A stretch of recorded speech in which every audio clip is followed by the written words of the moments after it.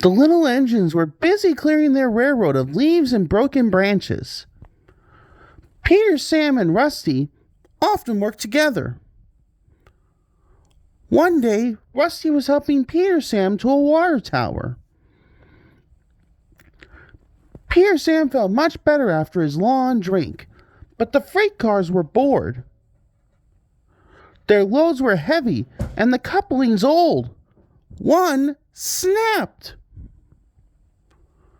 Shouted the freight cars.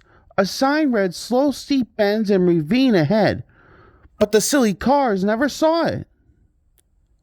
Then it was too late.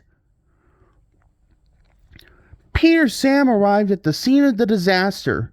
His driver sighed. And he was. Duncan was delighted with Peter Sam's dilemma. Snapped Rusty. Rusty said. Replied Duncan. This gave Peter Sam's driver an idea. The next day he spoke to Duncan's driver and fireman, who agreed. Duncan had to take coal cars to the slate mines and then bring cars back. Duncan's driver decided as part of the plan to cross the old iron bridge. Snorted Duncan.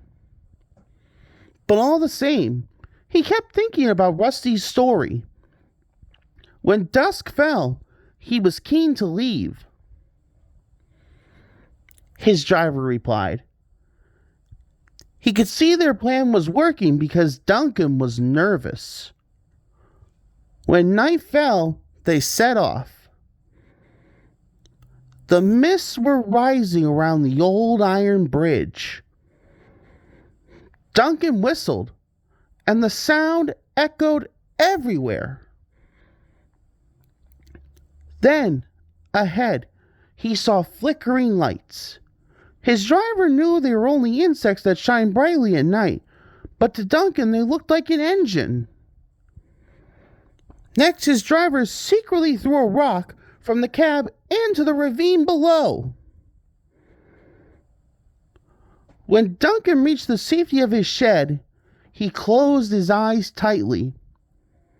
Laughed his driver. And Duncan refused to open his eyes.